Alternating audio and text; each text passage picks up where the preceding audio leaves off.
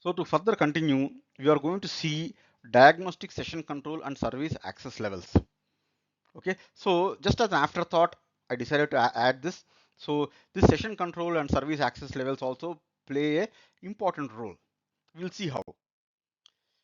Now, the concept of diagnostic session control and service access level is central to how electronic control units manage and protect access to various diagnostic functions. Both are defined and standardized in UDS diagnostic protocol, especially in ISO 14229-1. Now, what is a diagnostic session control? Diagnostic session control is mechanism used by ECU to switch between different diagnostic modes, each providing various levels of access to vehicle diagnostic services. Okay, so this definition is very important. I want all of you to, if require, pause the video, read this again and again till you understand this definition very clearly. Now, next, when it comes to purpose, manage and restrict access to diagnostic functions based on session type. And next is control EC behavior for safety, security, and performance. So controlling the ECU behavior for these three parameters, safety, security, and performance, is the very purpose of controlling the ECU behavior, or the purpose of diagnostic session control.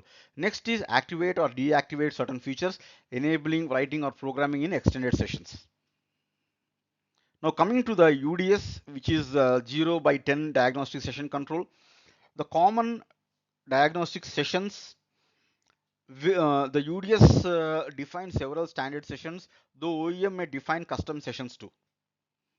All right, so these are all, most probably they are correct, but there is a subtle chance, a rare chance, that OEMs may define custom sessions also. Now first is default session 0 by 01, normal operation, minimal diagnostics allowed. Programming session 0 by 02, used for ECU reprogramming and flashing firmware. And extended diagnostics 0 by 03 enables access to advanced diagnostics like actuation, coding, etc. And OEM custom sessions 0 by 04 reserved by OEMs for special functions. Example, end of the line tests. All right, so these are the various common diagnostic sessions. Now when it comes to ECU behavior changes based on the session, I request all of you to pause the video and understand this this table very clearly. In this table, you clearly understand which parameter is included in which session. Okay, for example, reading DTC is not a part of the programming session, or routine control is not a part of the default session, and reprogramming is not part of default session and extended session. So please watch the read this table and get a clear cut idea about the different sessions and what is included in each and every session. Now, how a session is initiated. Now, this is important.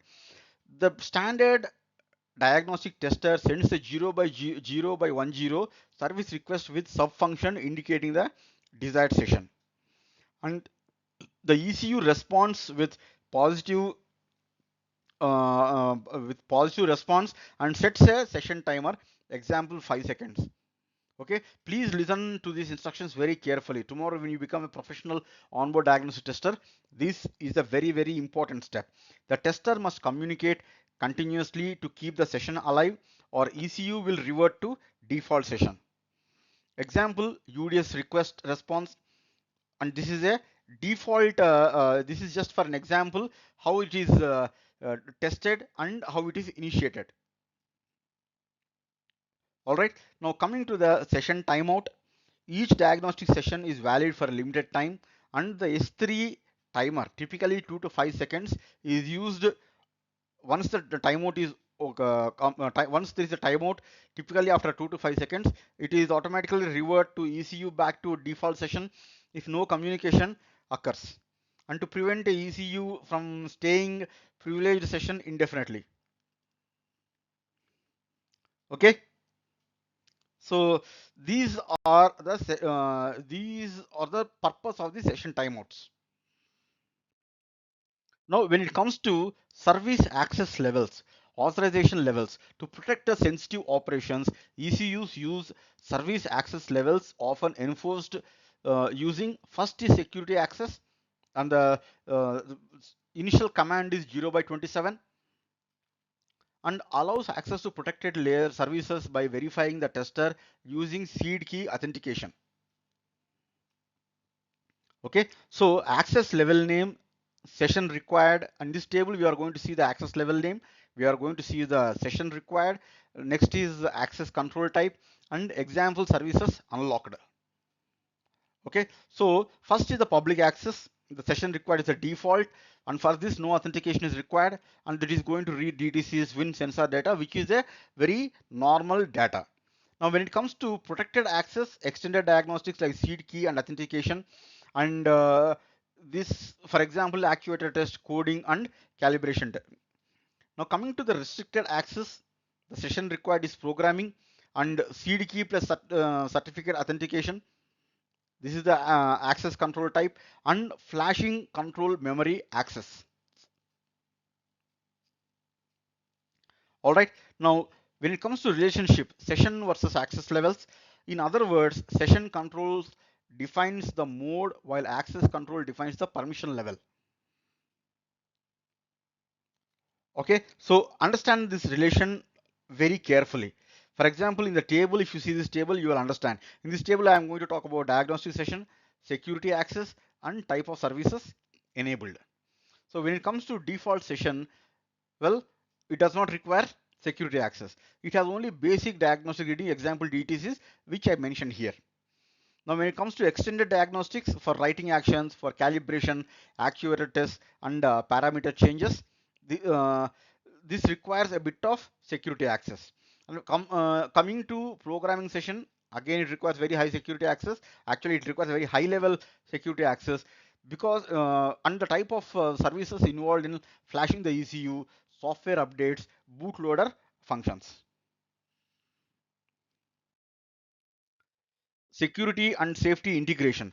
Diagnostic sessions are tightly controlled for functional safety, prevent misuse of diagnostics during the vehicle operation. And they are also tightly controlled for this standard, so that it is aligned to the standard ISO SAE 21434 to prevent unauthorized access to ECUs. Okay, hope you are understanding the difference between ISO 26262 and ISO 21434. This prevents the misuse of diagnostics, but this prevents the unauthorized access itself. So, and when it comes to compliance, emission related data, example OBD2 mode $09 may only be readable in default session. Okay, so to summarize the concept and description, the diagnostic control UDS to switch between the different diagnostic modes.